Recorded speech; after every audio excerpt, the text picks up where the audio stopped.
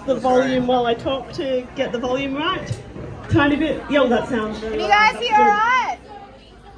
Yes, no? Are we good? Yes. Okay. I'd like to acknowledge the Gadigal people of the Eora Nation, the traditional custodians of the land we're meeting on today, and recognise their continuing connection to land, water and culture. I pay my respects to elders past and present, and I extend that respect to any Aboriginal or Torres Strait Islander people here today. Welcome everyone, thanks for coming. I'm Wendy, the editor of Journey to Eternity, the book we're here to celebrate tonight. Firstly, thank you to everyone who was involved, who was a part of making this book happen. And mostly that's the contributors, quite a few of whom we have here tonight, and several of whom are going to speak next. Thank you to Emily.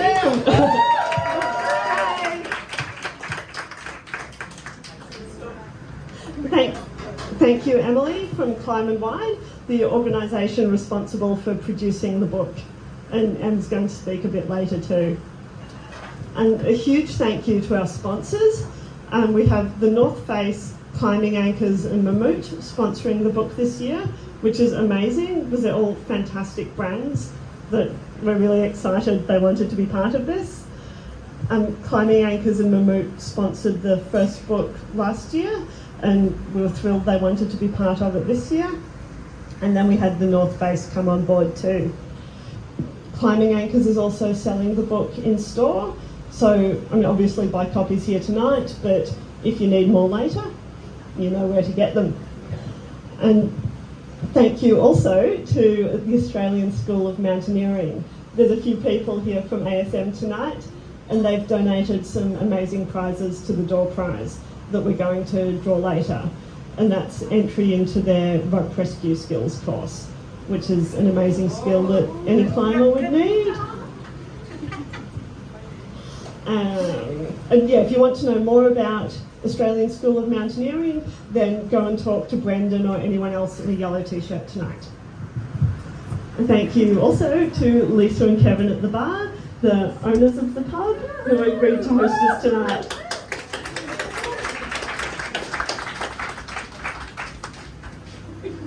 Okay, apparently I should stand here. Hi everyone. If anyone did want to grab a drink while I'm talking, feel free to do so, because there'll be contributors talking next and they'll be more interesting than me. Now, as most people here tonight know, this book, Journey to Eternity, which I'm going to hold, that's why I wasn't standing there. The book here tonight, which I'll show everyone and then I'll pick up my notes again. It's the second anthology of stories by women and genderqueer folk who climb and mountaineer. The first book, More Than It Hurts, which is also on sale here tonight if you haven't read it yet, came about in COVID lockdown last year, when I thought if we couldn't climb for a while, let's all share some stories about it. And I thought that if I wanted to read more stories about women, genderqueer folk, and more diverse stories, then I thought maybe other people would too. But last year, to be honest, when we launched, I didn't really know if anyone who wasn't close friends or family of contributors would really be that interested. But it turns out they were, and Emily and I were both quite overwhelmed at the response and at the sales. So we were thrilled everyone was excited. How many sales? Lots. Yeah, many hundred. Close to 1,000 probably. And yeah, there were also more people who kept approaching us with ideas for stories they wanted to share as well. So it was a no-brainer to keep the momentum going and head straight into the next anthology. Right, Emily? And anyway, it's been amazing being part of all this, and I'm really excited about all the stories that we're sharing with you in Journey to Eternity, and I hope everyone else is going to love it all as much as I do. And next, we're going to hear from the authors. And first up, we have Zab, who is the author.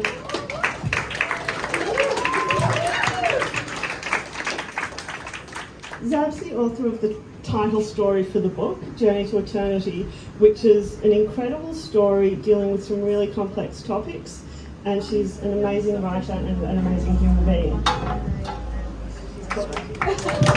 Thanks, Wendy. Hi, everyone. Thank you for that introduction. So my name is Sab, and that comes with an X. I talk about my ex in the story called Journey to Eternity. And why I wanted to write the story is because of two reasons. And the first reason was, I find that if more people have positive experiences outdoors, and they connect with nature more, then it is more likely that they will take care of it. We are more likely to protect the things we care about, yes? So I feel like it's important to share the story about the great outdoors. So that's the first reason. And the second reason I will go back to later. I wasn't born into a family of climbers.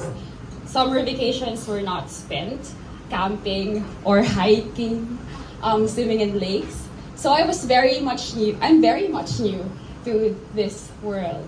But I really liked walking, even when I was young. I liked exploring the city I grew up in, which is Manila. And so during the great existential crisis of my 20 years,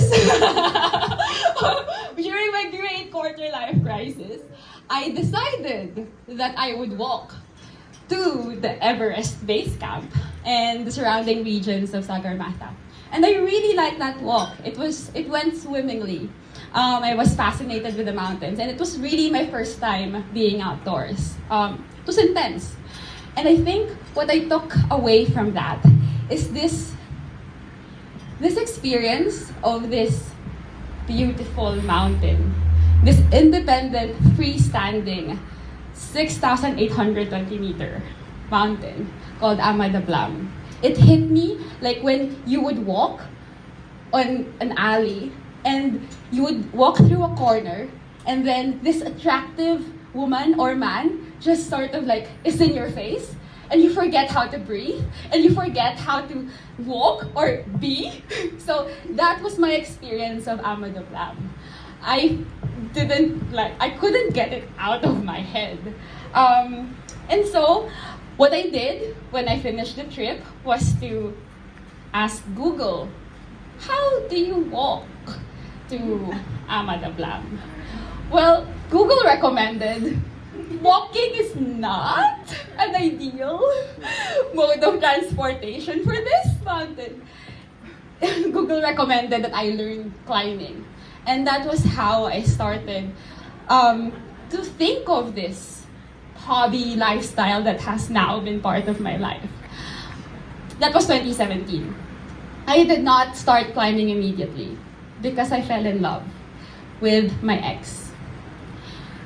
My ex is a very intense person. And I fell in love really quickly, and the relationship was special in that it was my first adult relationship, and that it was a long-distance relationship. So it was difficult in that regard, but it was also difficult because he was a complex, difficult man. And so the ending of that relationship, which was last year, was also complex and difficult. And it was really hard for me to take.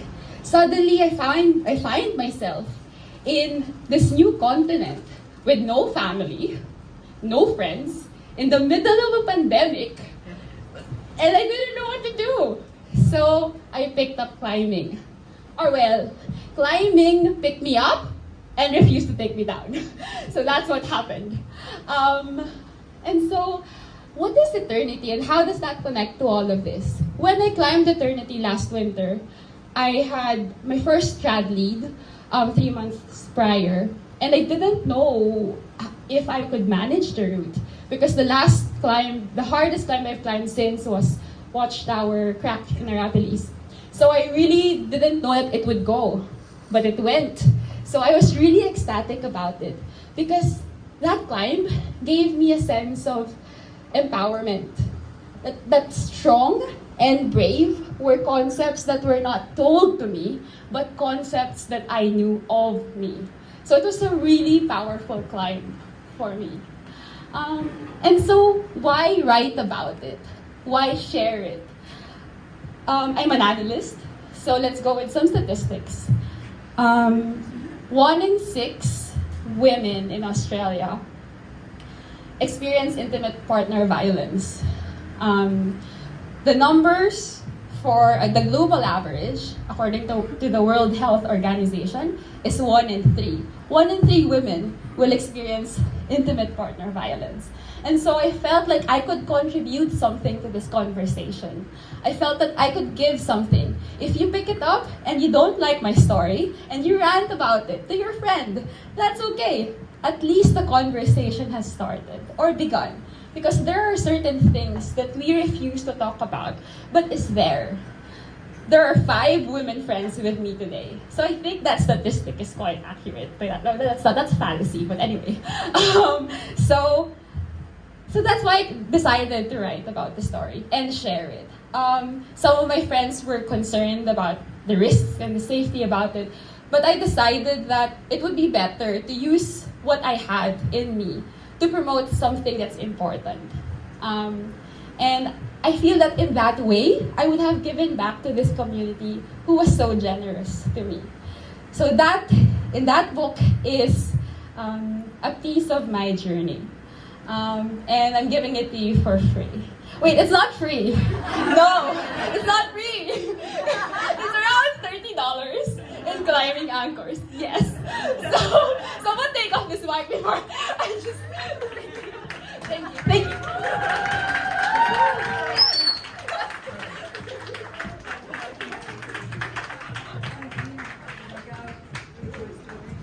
Thank you, Zach. That was great. Next up to talk, we have Gerda, who's wrote a story about some pretty wild mountain climbing in Africa, where she grew up. Thank you. Sorry, but I have to read it. I didn't practice as much as she did. So sorry. My name is Aletta Getreide Opperman. I'm from Namibia, Southwest Africa. That's not the eggs. There are 2 things I hate so much in this world, and one is writing, and the other one is speeches. So when Wendy asked me if I could write a story or 2 about my travels, the first thing went through my head was, does she know that I don't speak English? And second of all was, I'm also severely dyslexic. And the writing, 1 or 2 books, was totally out of my comfort zone. Luckily for her and all the readers out there, I had about 4 months doing not much at all. My salon, I'm a hairdresser, closed down to the big C word. So what the hell am I going to do? Nothing. Let's give it a go. How hard could it be? It was a nightmare. Never again. Then the email arrived from Wendy. Oh, can you make a speech? My first reaction was, hell no, with capital letters. But then I thought, well, let's finish it off with a terrible speech. Sorry. So here it goes. I grew up on a farm in the Kalahari Desert. I was truly one of the happiest redheads in Africa. We had a Bushman family that farmed on our farm, and we all grew up together. So did my dad, and his grandparents and his great-grandparents, all on the same farm. We loved and respected each other and learned a lot daily from each other. My family and myself lived in a very small 2-bedroom house on the farm, and the Bushmans lived in 5 bungalows, also on the farm, or rundavels like we would call it. Our little farmhouse had no electricity or phones, and neither did the Bushmans, but somehow we were all very happy to be on the farm together. Myself and my sister had to share a bedroom, and my brothers had to sleep with my mom and dad in 1 bedroom. So for some reason, I always thought that the Bushmans were much better than us of, as they had 5 bungalows, so each bedroom to themselves. But somehow I think they always thought that we were always better off. That's life, eh? Always greener on the other side.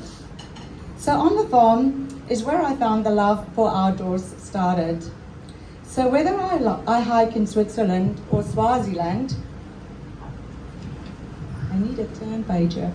I always take the Kalahari with me. I learned my skills from my dad, and he learned it from the Bushmans. How to survive on your own in the desert and track animals and birds.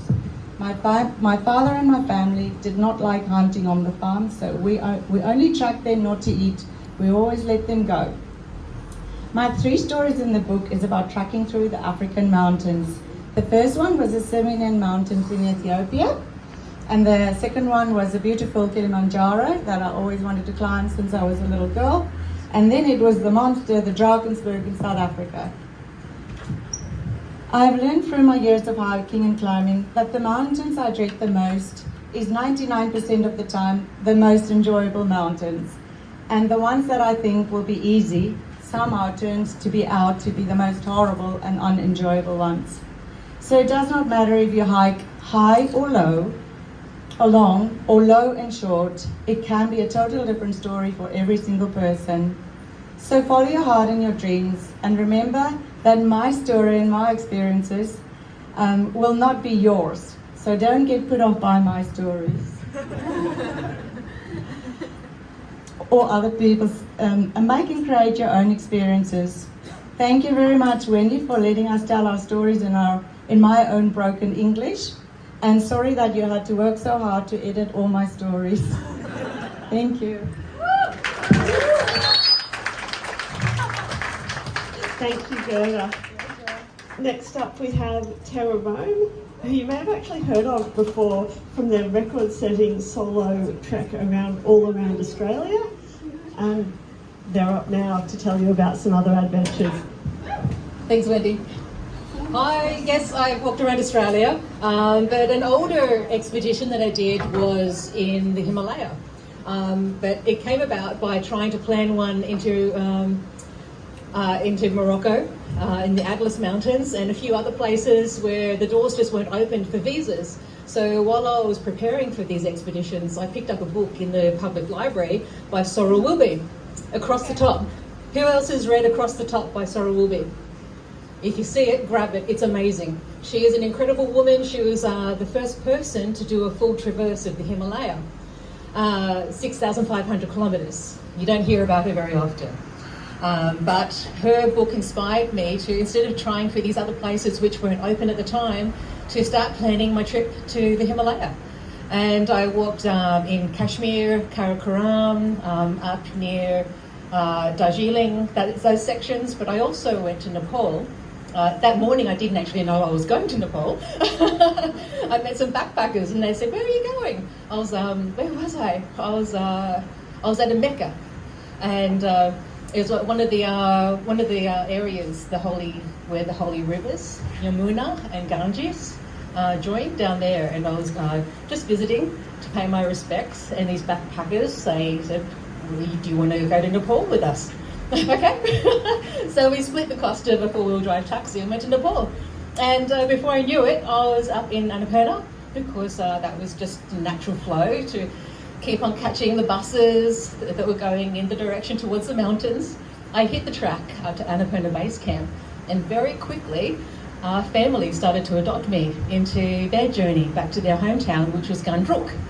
It was the Gurung family. And they happened to be going on their annual holy pilgrimage to this incredible lake, the Lake of the Holy Goddess, at about 5,600 metres high. And I'm not allowed to tell you where it is, because the only reason I was allowed to join was that I kept it a secret. And I was the first person ever allowed to photograph it as well. I have a few photos left, but I did lose them. And writing this story, I lost most of them, unfortunately.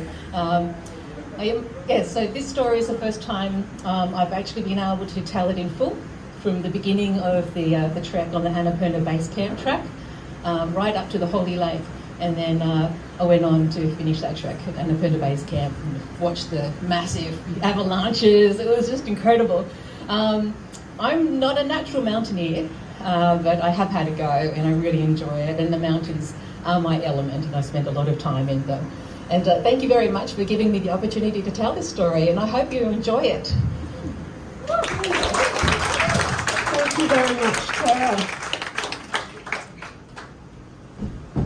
And next up, we've got Kavita, who writes, well, she'll tell you about her story now. Thank you.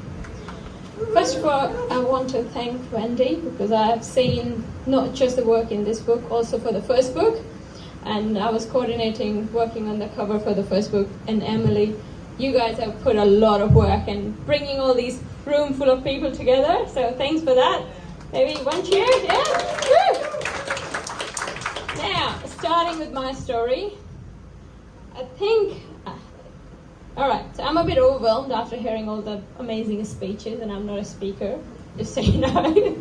And the title of my story is I'm Enough. So I'll start with that. What did I write? So it's, when you write a story, right, everybody here can write a book on their life and it won't be enough. So it's very hard to put a story together in few pages about your experiences. So I found it very challenging in that sense. So thanks, Wendy, to help me edit that. And then why I wrote I'm Enough. So I come from India. Climbing. I used to watch people in movies.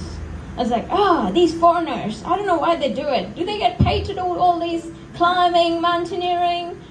And I used to watch movies, watch these people. And yet Tom Cruise, like, with one hand he could climb. I was like, whoa, this is so cool. Probably just for movies people do this. Not even a single bone in my body was an athletic bone. I couldn't run, I was a chubby kid. My parents were happy because I could get good scores. I was a nerdy kid, hide behind people, didn't want to show my body. I was like, yeah, just put my head down in the books. My parents were happy if I could get good grade. That was the only requirement in my life. Then, one time, I had a best friend. So I made a best friend in school. She moved from Delhi, big city, to my small town. And she had this idea of going outdoor camp. I was a teenager. I didn't want to go to camp to learn anything. I wanted to just hang out with her. So I went. And they had the requirement of bringing a sleeping bag. I had no idea what a sleeping bag was, so my mother put a lot of blankets for me. And I was like, I was under the blanket all the time, and there was no bed, and there was no mattresses. You're supposed to bring all of that for yourself, apparently. So I had nothing on the floor, and a lot of blankets on top. So that was my first outdoor experience. I was cold still. And then in the morning we had to run. I could walk, but I had no idea what to do with running. Like my body didn't support me, like my legs didn't know how to run. So I was the last person always to reach. Like they would be done half their exercise by the time I get there. And then I was like, okay, this is hard. And then yeah, things like that in that camp happened that kind of, and I fainted too one day. Embarrassing, I know, because I had too much exercise. Like in my life, I've never exercised, I've never run, and then one day I fainted. Too much for my body, poor body to take. But then, one day they had a climbing session. Couldn't do anything in the camp. I was a terrible kid, and I think if they had an exam, I would have failed it. And they put me on the rope, and I was able to climb. And that was surprising because I was like, oh, okay. You can. I was very logical. You have a hole there, you put your finger in there, you do your foot there. I had a good coordination, so I started climbing. And everybody's like, she can't do anything else, but she can climb. Oh, all right, okay. And so that was my first experience of climbing. Like a, chubby kid. And then I went to Yosemite when I was here in Australia. I went to Yosemite and I saw these big walls. I was like, oh, they're nice. And didn't think anybody climbing them. I walked around and I ended up at Camp 4. Because that was the cheapest camp. So you just have to spend like 5 hours waiting. If you can get in, you have to just pay $5. So I was like, okay, this is my place. I was on a cheap budget. And then I realized it was for climbing people. All the people that they're, sorry. not me. So everybody was climbing. And then people were like, oh, do you want to come climb with us? I was like, hello, what, that wall? Like, that looks flat? I was like, no. But then I dated a climber who was an athlete, and he didn't want to take me climbing because he thought it's a waste of his time. He would be standing while I'm trying to learn how to climb. So that was a failure. And then I came back, and then I joined a gym. Anyway, so there is a part of my story you will read in the book. I won't go into detail anymore. Why did I write that? And why did I give a topic? I'm enough. I'll come to that. As a kid, I never felt I was enough. I got 90%, my mother would be like, oh, so-and-so kid had 97%. How did you not have that much? Or I did something. Everybody just wanted more and more and more. So I just like, okay, if I can do this, I'll be happy. If I can do this, my parents will be happy. If I can do so-and-so, my boyfriend will be happy. I could never do enough. I felt like I was never enough. Right? And then at some point you're like chasing, you're trying to be somebody. I thought, oh, if I'll be the richest woman in the world, then I'll be happy, everybody will be fine. But that was not possible with the career choice I had.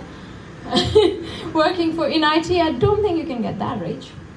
So anyways, and then I found nature, outdoor, hiking, climbing, canyoning, scuba diving, where I didn't have to be anything. I could go in the camp and sleep on the floor. Nobody cared.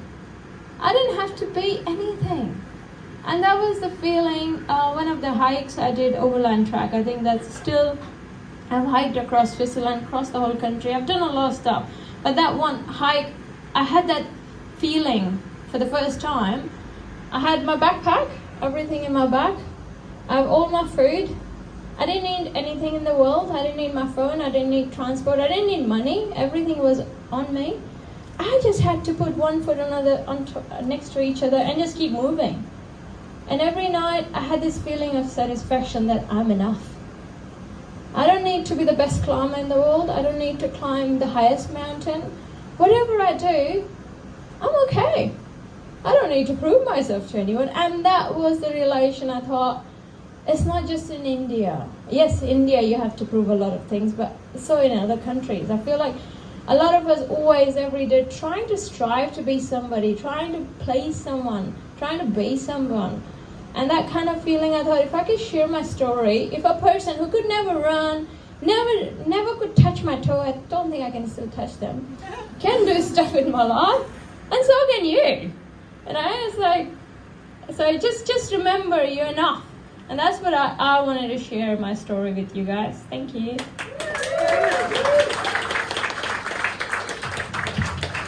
Thank you, Kavita. Next up, we have our final contributor to talk, and that is Brooke.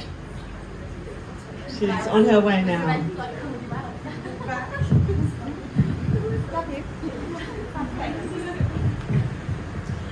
Hi everyone, I'm completely unprepared, so I apologise in advance. First up, massive thanks to Wendy and everyone else who's been involved in the book. Honestly, it's like so amazing and just so inspiring to hear and read all these stories as well. So I have another thank you though, is because I shouldn't actually be here because I don't climb. I'm really sorry. Wendy let me in the book, and it's a cross-country skiing expedition, which I chose specifically because it doesn't have many hills. So feel free to throw your drinks in my face or do whatever you need to. So peppered throughout my non-climbing story is some of the training that I did in the Swiss Alps, which is where I was living at the time. So I'm just going to tell you a bit of background, because otherwise literally my story sounds like I've just scribbled on a map with like a crayon. So I'm English, which you can probably tell by the accent. Please don't ask where from. I have no idea. My parents, like, bigger kitchen over here, bigger like garden over here. Like, we moved so many times. I moved here in 2016. And then I moved to Switzerland for a year for work. Part of the story you'll hear is that I did not get back, thanks COVID, for longer than I meant to, and now I live in beautiful Blackheath in the Blue Mountains, so I can see we've got Australian Mountaineering Company with us, so I need to make friends with you. So my story is called Arctic to Armageddon, and basically when I moved to Australia in 2016, I kind of discovered this whole part of myself that loved the outdoors.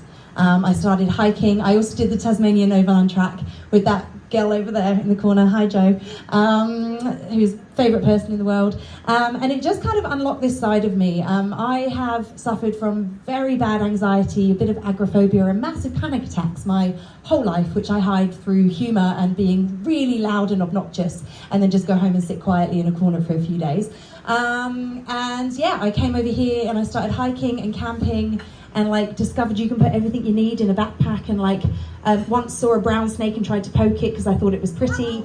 Yeah, I know, I've learnt my lessons now. And then it just kind of had this impact on me, and my whole anxiety and everything kind of that makes me nervous disappeared. Every time I was having a bad time, I would just disappear into the bush and emerge a new person and ready for the world.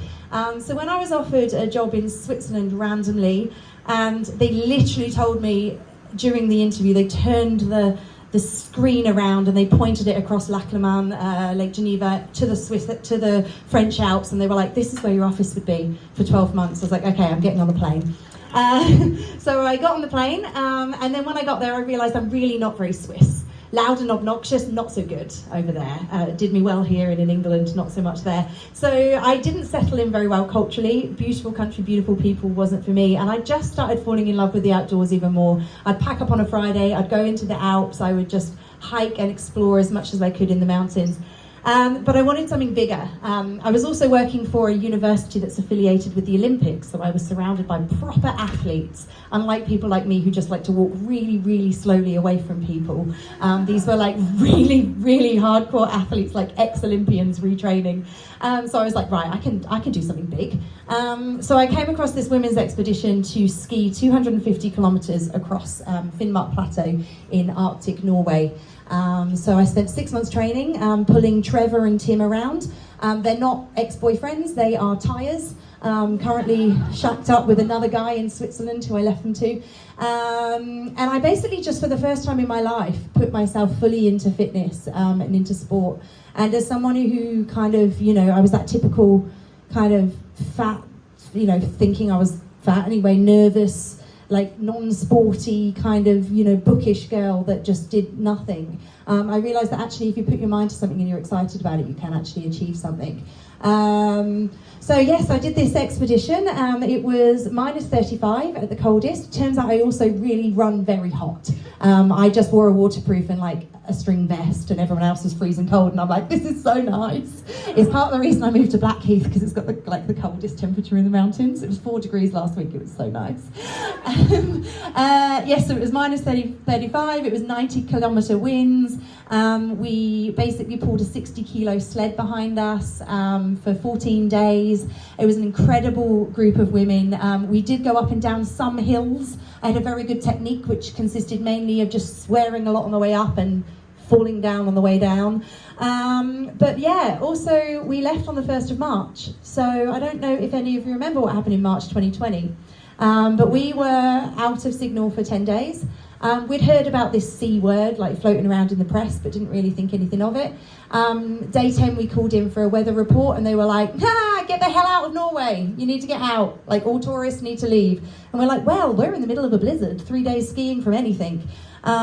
So we basically did this incredible trip. I had no idea that I had it in me. I didn't have a single panic attack on the entire 2 weeks, which for me, I literally sometimes have a panic attack going to get a coffee or with giant trucks, although the trucks on the Great Western Highway are particularly scary, so, And then we had to make the decision to turn around. We left a day early and we skied like 30 kilometres on the last day to get out of the plateau.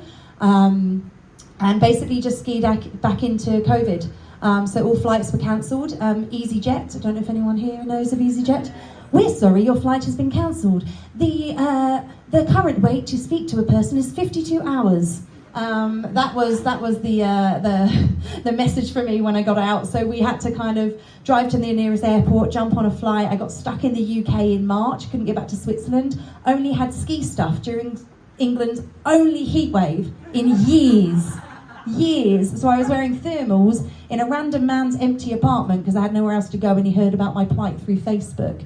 And then after that it was, went to Switzerland, handed my notice in, tried to get back to Australia to join Terra on an expedition, but unfortunately COVID scuppered that one, did hotel quarantine, spent 6 months trying to get home, and then came back and just kind of had probably the worst panic and anxiety that I've had forever, given that I'd spent so long. I'd basically come off a crazy adventure into just had a few different homeless scenarios and living with friends and this, that and the other, and then got back. And that's why I'm telling my story, really, is that you can have some major, messed up mental health issues and still do really, really, really, really incredible ththings. And I have to say that 13th day, because we cut it short, taking my disgusting buff off my head for the first time, and literally we changed knickers on day 7 when we had a hut. We were so gross and unwashed. It was just plastic bags on your feet for 14 days.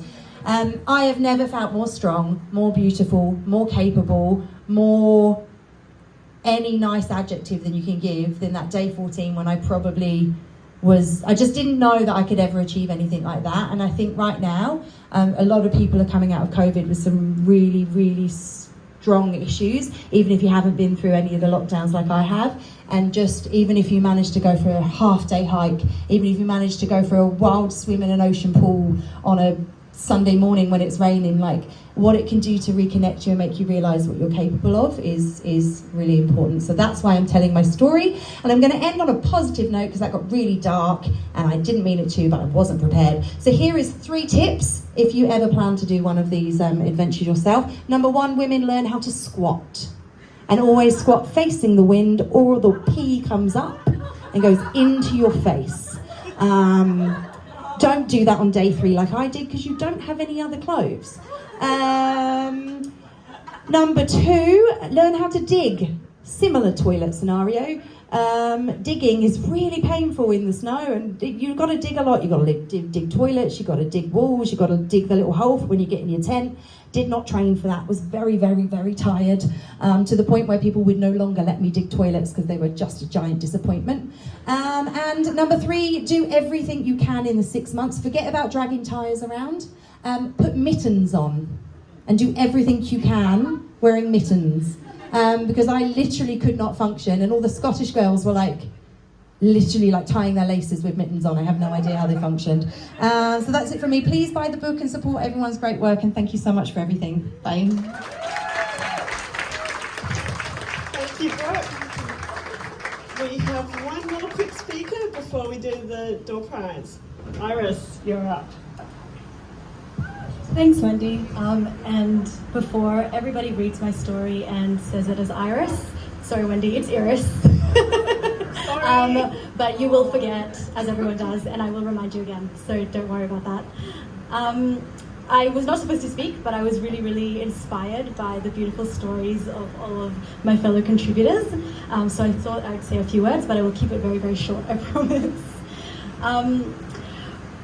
My story is about climbing, obviously. Not necessarily obviously. It's about the outdoors, it's about climbing. It's about how climbing was there for me at a time where I really, really needed it, and also how climbing became a bit of an obsession that triggered some mental health fallouts that didn't necessarily help me overall.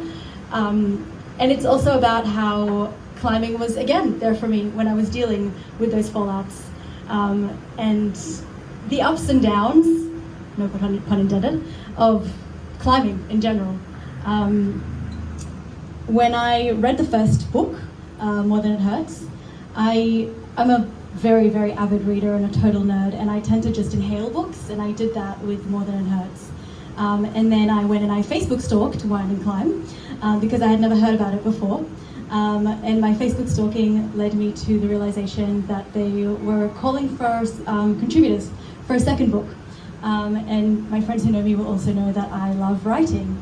So it seemed like a really good opportunity to combine the two things that I love. Not that I thought about that very consciously, because in the middle of the day, of a work day at 1 p.m, I word vomited my whole story into a page, followed by some editing, I promise. And then I sat on it for a bunch of weeks. because I was very scared of sharing it. I was scared of sharing something so personal, and I was scared of sharing not a happy, bubbly facade of, yay, I climb all the time and everything is great, but the things that came with it, the things that went on behind it, the crying that sometimes occurred in the bathroom or at the bottom of the crack. But then I decided to send it in. And in my email to Wendy, I think I literally said, I really thought about not sending this in, but I thought maybe it would be a good thing to show if other people had ever felt the same feelings as I did. And hopefully that proves true. And so here I am, having shared a very, very personal and scary story for me, but also sharing something that I love and that to this day brings me a lot of joy and a lot of frustration and a lot of difficulty and a lot of love, and teaches me something about myself and about the people I love every day. And I hope that that is what you will take from my story. And just remember, it's Iris, not Iris. Thanks so much. Thank you, Iris. Thanks everyone for speaking. Now we're going to do the draw the door prizes now. Did anyone want to get a drink? I know we've been talking for a while. Go have a drink and we'll get organised and we'll draw the prizes in a few minutes. Sorry everyone. For the door prize now. Could we get someone from ASM to come up to draw the ASM prizes? Brendan.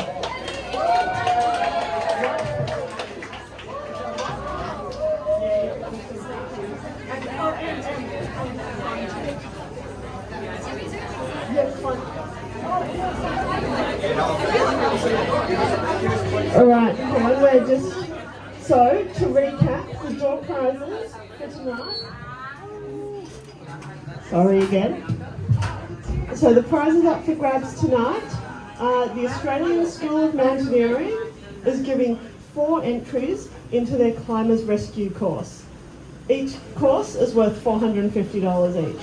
It's an amazing prize and it's incredibly generous of them to do this. The North Face, they have given for prizes 1 large tote bag, a medium tote bag and a chalk bag, which are excellent. Adventure Entertainment have given us 2 double passes to the Vertical Life Film Festival, which is on next week. And we have 3 $50 Climb Fit vouchers. So the way we're going to do this draw is we've got a random number generator. You've all written your name down against a number. Random number generator. In the order I read out, that's the order the prizes will go out. And if your number comes up twice, then you forfeit the second one or the third one or whatever, and we redraw, just so you know you can't win twice. And so, first up we're going to have Brendan, who is going to hit the button for the random number generator for the 4 ASM prizes. Here, take this and I'll bring it to you.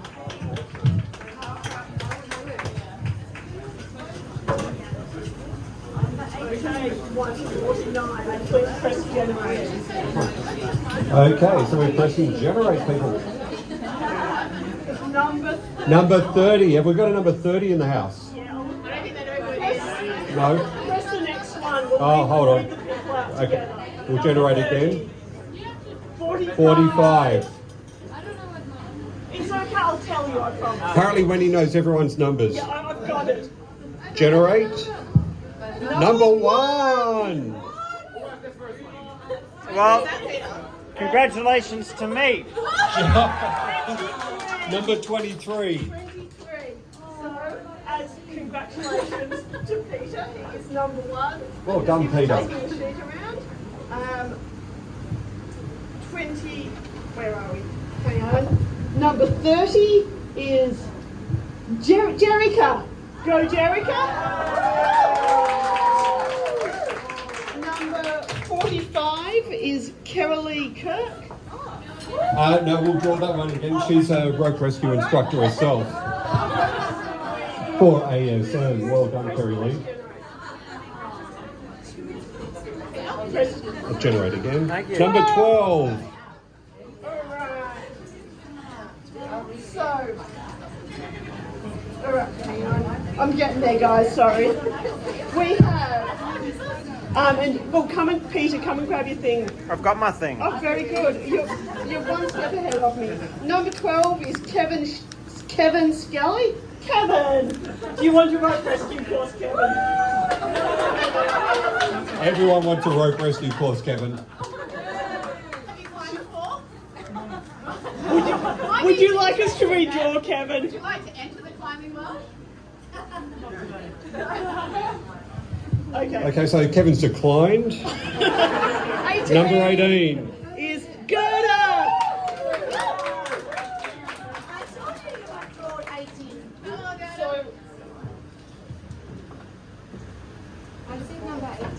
I'm working it out. So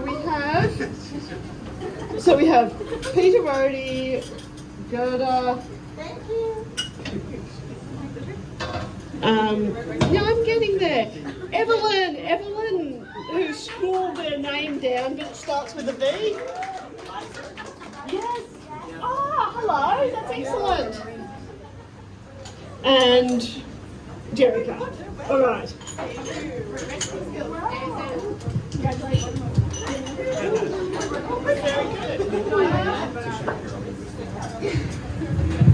Okay, next up, we're going to have someone from the North Face. No. Okay, we're going to draw the North Face prizes, and Emily's going to hold this and press the button. North Face were here earlier, but they did a runner. They did a runner. 41. You'll get a surprise later. All right, Nesta Woodhart wins a large tote bag. Yeah, Nesta. Oh wait, where is it? I don't have it. Stay there. Stay there. 46 is Liz Moroney. You get a North Face. Congratulations. And for the chalk bag, 7, who is Brooke Nolan. You get a chalk bag. Now you have to. Well, this is a sign, isn't it? Who wants to teach me? So you just have to do it. Yeah, we'll get it for you in a moment. Oh, can I sit back down there? Yeah, sit down. I'll come behind you. Okay, next up is 2 double passes to the Vertical Life Film Festival. So they will go to 34, who is Lydia.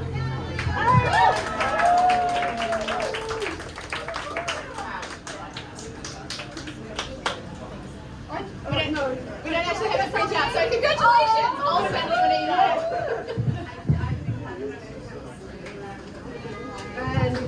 And press it again. And last double pass. Number 18, did they win something? Yeah, sorry Gerda, you won twice, but you can't have it. 48. That is Vanessa Wills. Vanessa! Do you want Vanessa Wills! Vertical Life Film Festival next week in Sydney. Of course you do. Who doesn't want to see that? It's a free movie. I really didn't make it tonight. We can redraw if you don't want. Do you want it? Alright. No. So someone else will be the lucky winner. No one wants our the prizes. 19. That is Nesta. No, it's not. This is rigged. 35. Gaston, you've won a double pass. No, Gaston's Lydia's partner, so he was going anyway. But they can make a thing of it and have a bunch of people. Yeah. All right. We also we'll have our Climb Fit representative come up. This is a really awesome prize. We have 3 $50 Climb Fit vouchers. Yeah. So, hold the microphone and hang on.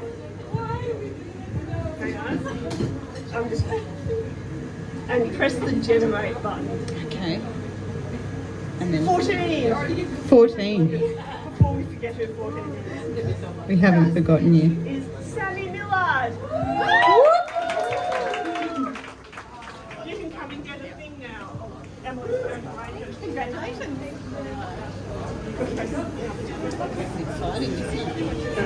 27 is Kate Malone. Now, for those who don't know, Kate Malone is actually the cover model for the book.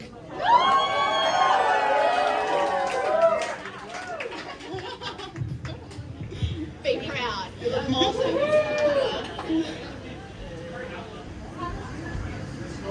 Number 5 is, I think it's Iris, or it might be another Iris. But don't say Iris. Different Iris. Iris Paulino. Iris? I'm sorry. Oh, I've forgotten Iris. I'm so scared to say Iris now. And that's our prizes. Thank you, everyone. Congratulations to our lucky winners. Here's Emily, the leader of Climb and Wine, who's the cult leader, who's here to tell you why you should buy more books. Well, to buy more books, I think after all those speeches, it speaks for themselves, so buy more books. So, book 2, who would have thought 12 months later we'd be here, and it's almost 12 months to the day as well, and we do book 2. Book 1 came out and it was a huge success. The night of the launch of book 1, we were already getting questions of when's book 2 coming out. Wendy was very enthusiastic. I was talk to me in a month's time. So January came around again, and Wendy sort of started plodding away at me again, and needless to say it was definitely feet dragging and the brakes were on. But it makes it all worth it when you hear these stories and you get people to come together like they have tonight, and even just in general that the conversations that the book starts, it's all worth it. So if you have a drink in your hand, I'd really like to cheers Wendy for all her hard work on the book. She did an absolutely amazing job. Wendy, I don't even want mine. And also a big thank you to our sponsors. Our main sponsors for this book were the North Face, the Australian and New Zealand crew, Mammut, who, if anyone has ever climbed with me before, they're all going to know that Mammut is my favourite gear.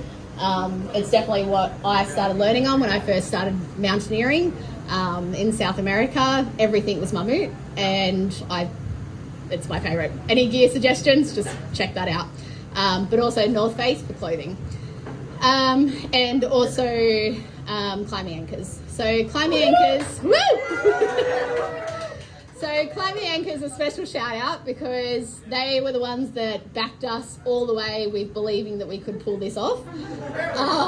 In the beginning, Wendy and I were like, yeah, we can do this. And I think Wendy sort of went off my enthusiasm of let's do a hardcover book, let's make this happen. Needless to say, behind the scenes, I was a bit like, oh God, what have I done? What have I committed us to? Had to get the confidence up for Wendy. Yeah. So anyway, Climbing Anchors has stocked both the books and they've done an amazing job with promoting the books as well, and we thank you guys so much. You've also helped us learn a whole lot about the industry. It's been a very steep learning curve for Wendy and I. My background is teaching, Wendy is an editor as well. However, doing a book and working with the adventure community is something completely new for both of us. So we definitely learnt the hard way with a lot of things, but we got there in the end and we've now got a book 2, which is pretty amazing. Yeah, so thank you everyone for coming tonight. It's really appreciated. Please start the conversations. There's so many different stories inside the book. And that's what it's all about, is just start that conversation, get that communication happening, get that welcoming environment in the climbing community that's already there. That's something the climbing community I think should be so proud of. We are so inclusive and we are so welcoming, and I think we really need to praise ourselves for that. So yeah, so grab some more books, spread the word, and thank you for coming.